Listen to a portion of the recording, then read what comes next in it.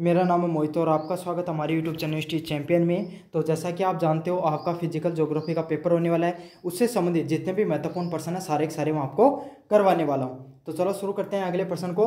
महासागरीय धाराओं के कारण और प्रभावों की चर्चा कीजिए। तो महासागरीय धाराएं होती हैं, ओशियन करंट होते हैं, उसके बनने के क्या कारण होते हैं और उनके क्या क्या प्रभाव देखने को मिलते हैं, इनके बारे में अपन विस्तार से चर्चा करेंगे।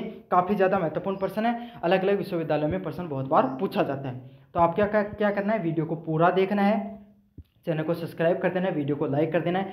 साथ के साथ पीडीएफ आपको टेलीग्राम चैनल पे मिल जाएगी, लिंक डिस्क्रिप्शन में दे रखा है। और अन्य वीडियो देखना चाहते हो तो उनका लिंक भी डिस्क्रिप्शन में मैंने दे रखा, वहाँ से जाकर देख लो।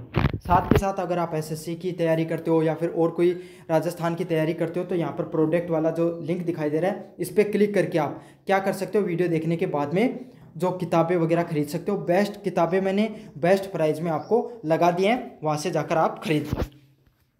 तो चलो शुरू करते हैं अपन महासागरीय धाराओं के बारे में।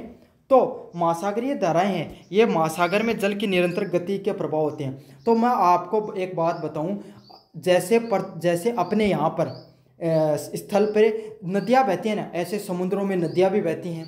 समुद्रों में क्या होता है, आपके सामने धाराएं जो ये लहर तो रहती हैं, लेकिन इसके साथ पानी की फिक्स धाराएं बहती हैं, उसमें ऐसे लगता है जैसे कि नदियां जा रही हैं। तो इनको क्या बोला जाता है आपके सामने, इनको ओशियन करंट, महासागरीय धाराओं के रूप में जाना जाता है। ये धारा सतही और गहरे दोनों स्तर पर पाई जाती है। मतलब कुछ होती हैं मतलब ऊपर के ऊपर, जो अपन लहर के रूप में जानते हैं, इनको तो आप क्या बोल सकते हो, महासागरीय की सतही धारा के रूप में। और कुछ नीचे भी बहती हैं, जैसे नदियों के रूप में वो बहती रहती हैं। इसका निर्माण विभिन्न प्राकृतिक कारणों से होता है। और इनका निर्माण कैसे होता है, विभिन्न प्रकार के प्राकृतिक कारणों से होता है। मैं आपको समझाऊं एक अच्छे से उदाहरण के साथ। आपने क्या लिया, एक पानी का टब ले लिया। पानी के टब को आपने ऊपर से एक बार ऐसे ऊपर से अपने हाथ को छूते हुए निकल गए, तो उसमें ऊपर से एक लहर निकलेगी, हल्की सी लहर होगी जो ऊपर ऊपर होगी, लेकिन जो नीचे का जो पानी होता है वो कैसा रहेगा, स्थिर रहेगा। आपने हाथ को लिया, उस पानी में नीचे डुबाया और फिर उसको जोर से हिलाया, तो देखना ऊपर भी लहर चलेगी और नीचे भी फिर पानी आएगी, उसकी लहर चलेगी। समझ में आ गया आपको। और अगर इस उदाहरण से समझ में नहीं आया तो क्या करोगे, आपके कोई तालाब या पोखर होगा या फिर आप कोई जहाँ पर पानी जमा रहता है वहाँ से देख लेना। आप वहाँ देखोगे जब हवा चलती है तो लहर चलेगी, लेकिन जब आप उसके अंदर बहुत बड़ा पत्थर मारोगे तो नीचे से एक प्रकार की जो लहर है, पानी आगे से पूरा का पूरा डिस्प्लेस होके पीछे से आगे की तरफ जाता है। समझ में आ गया। तो ये दो प्रकार की होती है, स्थल पे भी धाराएं होती हैं और नीचे भी ये धाराएं चलती रहती हैं। और ये धाराएं हैं, ये अलग अलग प्रकार के कारण बनते हैं, प्राकृतिक कारण होते हैं, उनसे निर्मित होते हैं। ऐसे नहीं कि वहाँ पर कोई आदमी पत्थर मार के उनको चला रहा है, ऐसा थोड़ी होता है। वो ऑटोमेटिक ही जो कैसे चल जाती हैं, प्राकृतिक कारणों से चलती हैं। इसमें पृथ्वी के जलवायु के कारण भी चलती हैं। पृथ्वी के जो जलवायु होते हैं इसके कारण इन धाराओं का निर्माण होता है। और ये जो धाराएं हैं इनका मानव जीवन पे बहुत ही गहरा प्रभाव देखने को मिलता है। अब बात करें महासागरीय धाराओं के क्या क्या कारण होते हैं, किस प्रकार से महासागरीय धाराएं आपको बनती हुई दिखाई देती हैं। सबसे पहला कारण है वो क्या होती है, हवाएं, पवन की वजह से जो हवाएं चलती हैं, इस वजह से महासागरीय धाराएं हैं उनका निर्माण होता है। जैसे ग्रहों के बेल्ट, पवन बेल्ट जैसे व्यापारिक पवनें, पश्चिमी पवन महासागरीय धाराओं को गति प्रदान करती हैं। मैंने आपको स्टार्टिंग के उदाहरण में बताया था ना आपको, अभी वो पोखर वाला, हवा चलेगी तो क्या होता है, उससे लहर उत्पन्न होती है। तो ऐसे ही आपके सामने पवन बेल्टें होती हैं, अलग अलग प्रकार की तूफान देखने को मिलते हैं। कुछ फिक्स हवाएं चलती हैं, पछुआ हवाएं पवनें होगी, वो क्या करती हैं, समुद्र का जो स्थल होता है, ऊपर का जो सतह होती है उसको प्रभावित करती हैं और उससे उन धाराओं का निर्माण होता है। तो सबसे पहला कारण क्या हो गया, आपका जो पवन हो गया, हवा हो गई, इस वजह से इन जो आपकी जो धाराएं होती है, समुद्री धाराएं, उनका निर्माण होता है।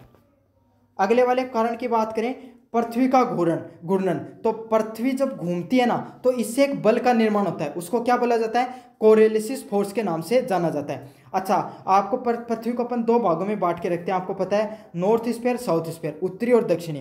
तो दक्षिण में एक कैसे चलता है, मतलब धाराएं चल रही हैं तो कैसे चलेंगी, साउथ जो दक्षिण में चलती हैं ऐसे दक्षिण दिशा की तरफ मुड़ेंगी, लेफ्ट दिशा की तरफ, आपका बायां हाथ है ना उसकी तरफ मुड़ेंगी। मतलब अगर समझ लो, ऐसे समझ लो, अगर पानी जा रहा है और दक्षिण भाग में जा रहा है तो किधर की तरफ मुड़ेगा, इधर दक्षिण की तरफ मुड़ेगा।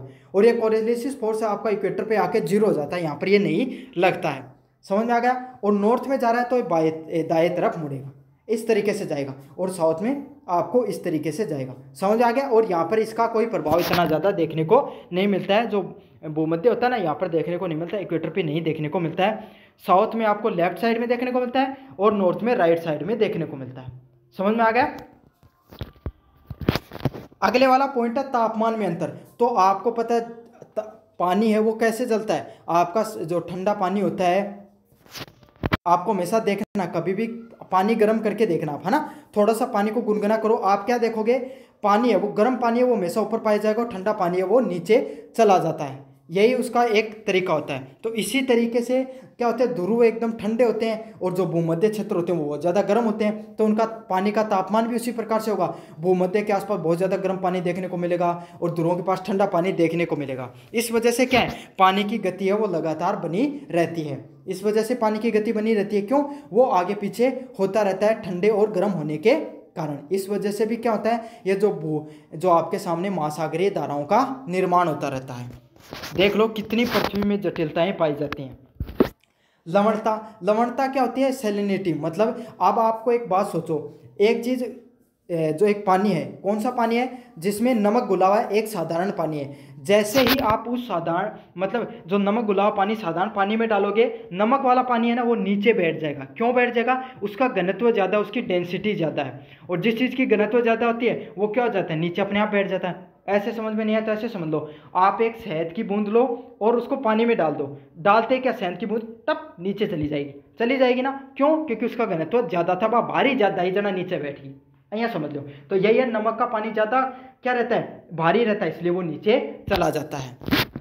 तो इस वजह से भी जो क्या होता है, ये आपके धाराएं उत्पन्न होती हैं, वो भी आगे पीछे उनमें से ऊपर नीचे होती रहती हैं। आगे पीछे इसके वजह से होती रहती हैं, तापमान की वजह से, और ऊपर नीचे आपके सामने लवणता की वजह से होती रहती हैं। तो इस वजह से भी ये महासागरीय धाराएं हैं, उनका निर्माण होता है।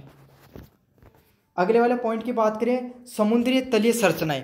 तो अलग अलग प्रकार की समुद्र में जो संरचनाएं पाई जाती हैं, जैसे महासागर पे कहाँ पर आपको स्थल देखने को मिलेंगे, कहाँ पर आपको पर्वत देखने को मिलेंगे, कहाँ पर चोटियाँ देखने को मिलती हैं। अब क्या हो गई, अब एक छोटी सी चीज़ समझो, यहाँ पर क्या एकदम स्थल था, समझ में आ गया। फिर क्या हुआ, यहाँ पर जो धाराएं वो चल रही थी, अचानक से बहुत ऊंचा पर्वत आ गया, इससे टकराई। अब क्या होगा, धाराओं ने अपना मुख मोड़ लिया, इधर की साइड से चली गई, इधर साइड वाली थी इधर की साइड चली गई। तो यही है, जो अलग अलग प्रकार की समुद्र का जो पट होता है, जो नीचे का इलाका होता है, वहाँ पर जलमग्न आपको पर्वत पाए जाते हैं, घाटियाँ पाई जाते हैं। उस वजह से क्या होता है, उनकी धाराओं में भी आपको दिशाएं बदल जाती हैं।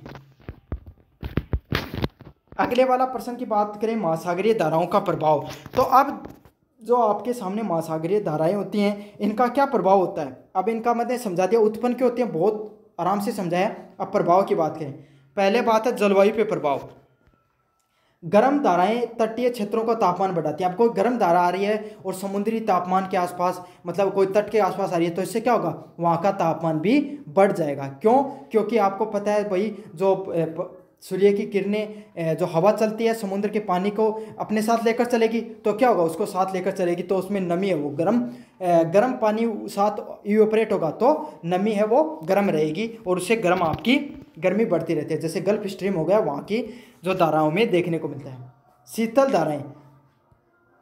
अगले वाले प्रश्न की बात करें, वर्षा का प्रभाव। तो गर्म धाराएं अपने साथ लेकर चलते हैं, तो यहाँ से क्या होती है, गर्म धारा अपने साथ ज़्यादा पानी को इवेपोरेट करेंगी, ज़्यादा वाष्पीकरण करेंगी, और इससे क्या होता है, वर्षा होने की सबसे अधिक चांसेस रहते हैं। आपको पता है, जहाँ पे ठंडा जो जलवायु पाई जाती है, जैसे ठंडी जल धाराएं पाई जाती हैं, वहाँ पे सबसे ज़्यादा मरुस्थल देखने को मिलते हैं। और ठंडी जल धाराएं ना, कोई भी कॉन्टिनेंट है उसके लेफ्ट साइड में हमेशा पाई जाएंगी। समझ में आ गया। यहाँ पे देख लेना आप, जितने भी प्रकार की होती हैं वो, और उधर की साइड ही सबसे ज़्यादा आपको क्या देखने को मिलते हैं, सबसे ज़्यादा आपको मरुस्थल देखने को मिलते हैं। जैसे जो पेरू है, पेरू का मरुस्थल पेरू वाली साइड में देखने को मिलता है। सहारा की साइड में भी ठंडी वो जलवायु बढ़ती हैं। क्यों, ठंडी है वो खुद अपने साथ पानी नहीं लेकर चलेगी, तो इससे क्या होगा, जो उसके जो जाते तटीय क्षेत्र होगा वहाँ पर वर्षा नहीं करेगी, और वर्षा नहीं करेगी तो शुष्क और डेजर्ट तो अपने आप ही बन जाएगा।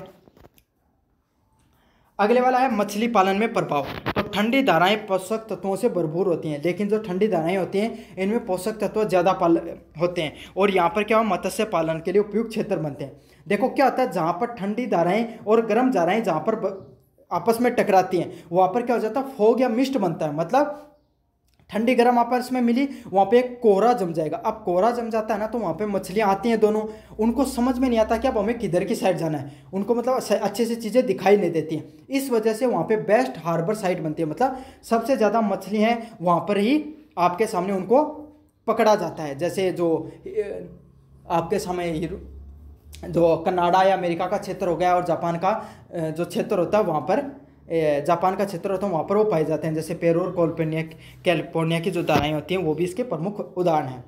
समुद्री यातायात जो धाराएं हैं वो जलयानों की गति देने के लिए और मार्ग को प्रभावित करती हैं। तो अलग अलग प्रकार की जो जल धाराएं आती हैं वो क्या करती हैं, जो आपको जलमार्ग होती है उसको गति देने का भी कार्य करती हैं और मार्ग को भी प्रभावित करती हैं। इससे क्या होता है, ईंधन की बचत होती है और समय भी कम रहता है। अब मान लो ये क्या जा रहा है, एक आपके सामने शिप जा रही है और इसी के साथ साथ क्या है, जलवायु की धारा भी चल रही है, मतलब जो समुद्री धारा भी चल रही है। तो क्या हो जाएगा, अब उससे ईंधन बचेगा, उसको पीछे से ज़्यादा मदद मिलती है। अब वो विपरीत में, अब एक सामने से आ रहा है तो उसको क्या करेगा, उसको समुद्र की धारा से भी टकराना पड़ेगा, तो उससे उसका ज़्यादा क्या होगा, बचत होती है, तो ईंधन ज़्यादा खर्च होता है। तो जो ये शिप वगैरह चलते हैं ना, ये समुद्री धाराओं के साथ साथ ही चलते हैं।